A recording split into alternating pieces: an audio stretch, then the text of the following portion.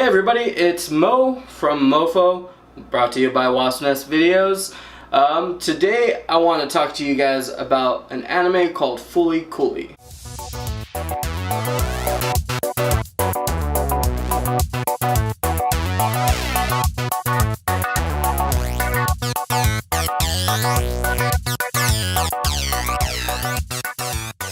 Take yourself back to the year 2000. Can you remember where you were? I remember I was a middle school student, and I know that bringing up the year 2000 might bring up other things, but we're here to talk about anime. There was an anime that everybody was talking about, everybody was a buzz about. I didn't know what it was because I didn't have cable at the time, but everybody was talking about this anime, Fooly Cooly, FLCL. And it was brought to you by Studio Gynex and Production IG. And I was just like, well, what is this? What's the big deal about it? And so I went a few years up until high school, until I was able to watch this anime. And oh my goodness, this was an instant classic to me.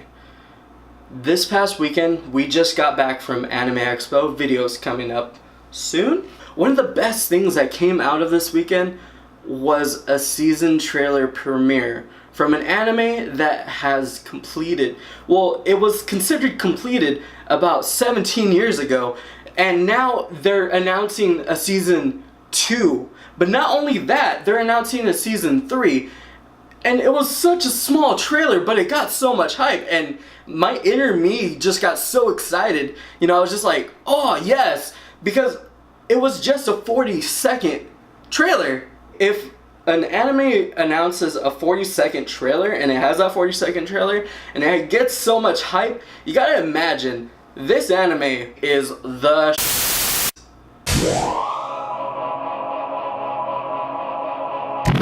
Now you might be asking, okay, so this anime is a big deal, so what? Let me just go ahead and explain the plot as best as I can.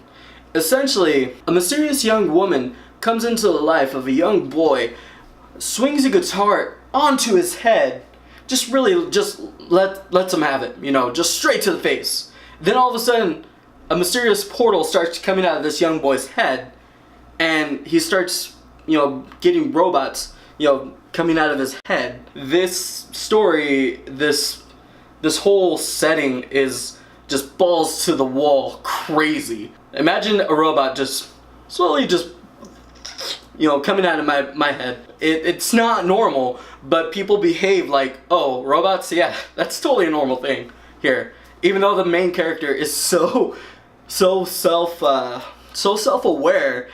he's like, this isn't normal.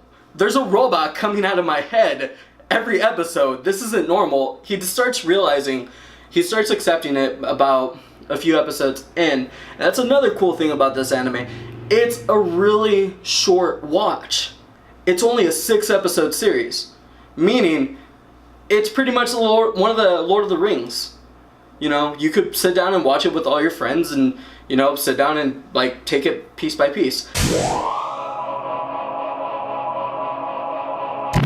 There's obviously a main storyline. You know, this mysterious woman that we'll talk about later is obviously searching for something that she can only find within this young boy.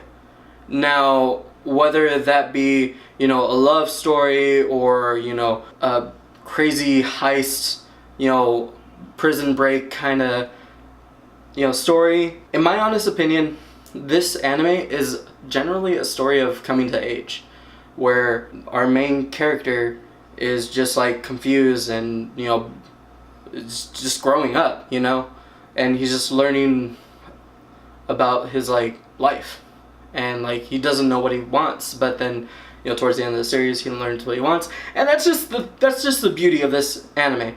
It, in my honest opinion, is a work of masterpiece and a work of art. So let's go ahead and talk about some of the characters that we run into in this series. The first character is the main guy character. His name is Naota. So our first main guy character, his name is Naota, but everybody calls him Takun for some odd reason, because it's a little cutesy. So Naota is a young boy. He's still in middle school. He is very nonchalant, mundane, you know, kind of, you know, nothing exciting ever happens here. I don't really care about anything. I just want to do my thing and then go home. He's not really passionate about anything. Everything changes when he's underneath a bridge with his older brother's ex-girlfriend, Mamimi. And, you know, apparently they hang out quite a bit. And Mamimi is kind of a oddball. She's kind of, I want to say a burnout. She kind of reminds me of somebody who doesn't have a lot going on for her, so she goes and not necessarily rebels, but does her own thing. Like, she's a high school student who smokes cigarettes, and you know, she ends up destroying other people's property towards the end of the series, and you know, she's kind of a loose cannon, you know, a rebel without a cause. But you know, she's an amazing character. And so those two are hanging out underneath the bridge. First episode, they go up the bridge and they go to a vending machine. Takun wants to get a soda or get a drink or something, and then all of a sudden, yellow Vespa just comes like running on by, and in comes Haruhara. In comes Haruhara Haruko. Try saying that about 5 times fast. But we'll just call her Haruko for my sake. Okay? Haruko is kind of like the Bugs Bunny of this series. She breaks the fourth wall. She has no rules at all. Like, she can do whatever she wants in this whole series, and nobody ever questions it. Like, she disguises herself. She does, you know, she carries around a Rickenbacker bass that's over $3,000 and whacks people with it and runs people over with her Vespa that she can somehow repair with Gundam models.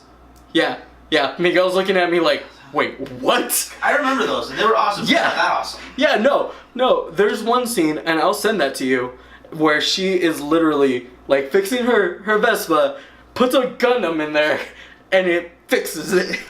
Wouldn't the world be better if that was real? Haruko is kind of, you know, just all over the place. So she hits Takun with her Rickenbacker bass, the $3,000 bass.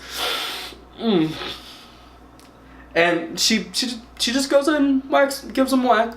Then he starts getting a bump on his head, and all of a sudden, out comes a robot by the name of Kanti. Kanti is a very iconic robot that you've probably seen, you know, if you're familiar with the anime community, because he's a giant TV head robot.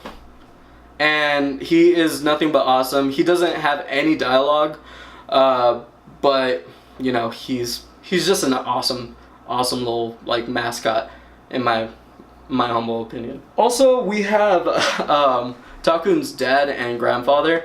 They're also, you know, very, very big plot points in the series. I know that the father's name is Kamon. Yes, his name is Kamon, and he writes a newsletter that's called Kamon Mabase, which is the name of the city that they're from.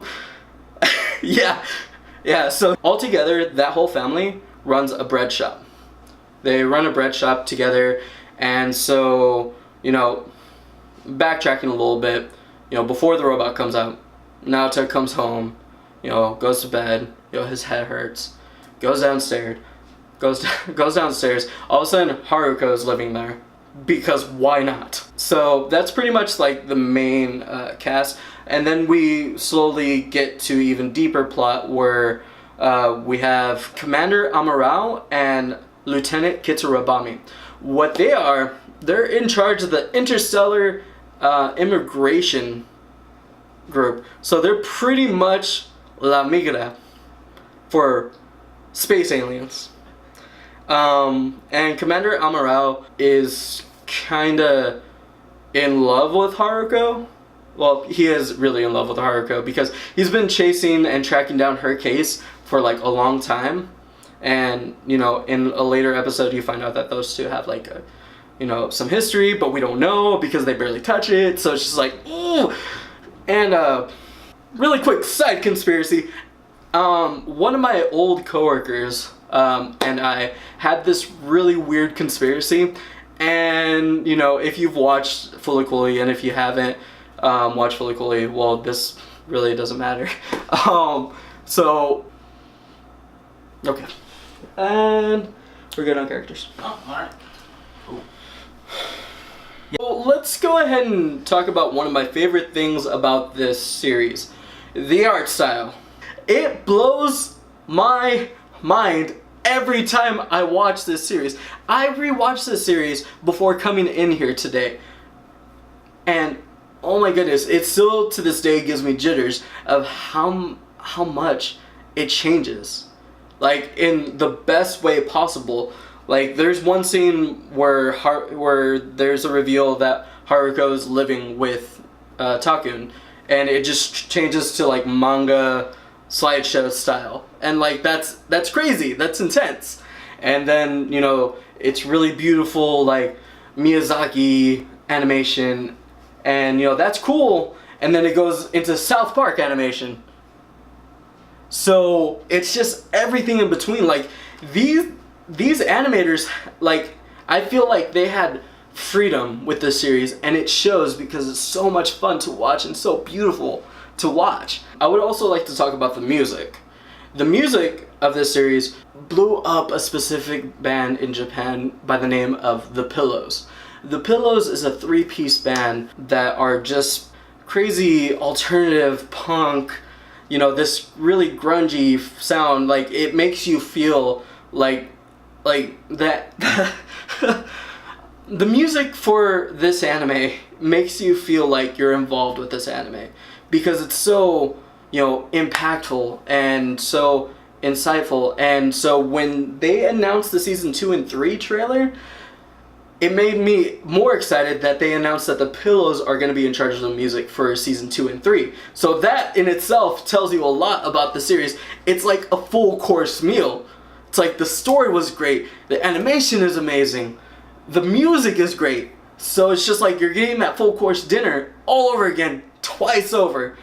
Favorite moments of this whole series. Honestly, as you can tell, I can talk about this series for a long time. We've been filming since 8, it's now midnight. Side note, it is not midnight. It's actually 8:10 now. Is it really? No, I have no idea what time it is. So, needless to say, this anime is like my all-time favorite anime, right next to this other anime called Beck Mongolium Chop Squad, which we'll probably talk about next month. But needless to say, my all-time favorite moments of this whole anime is whenever Takun narrates. At the beginning of the series, in the middle of the series, and at the end of the series. You just feel for this character. Like, you kind of understand, like, this is just a normal boy. And he's going through all this crazy stuff. And it's just really intense. Also, any scene with Haruko. Because, as I said, she has no rules. She does what she wants. And on top of that, I'm envious of her bass. I want that Rickenbacker bass. I will have it one of these days. And if this video gets 1,000 likes, I might consider spending all my life savings on one.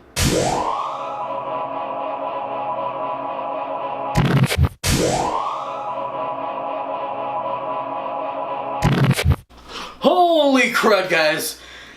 This anime is intense. As I said, we're coming down to the final bits. The rating and the final thoughts. And needless to say, need I say more? Do I need to say anything else about this anime to make you think that I love this anime? I love this anime more than I love Fo. Don't tell Fo. Can you not leave that in?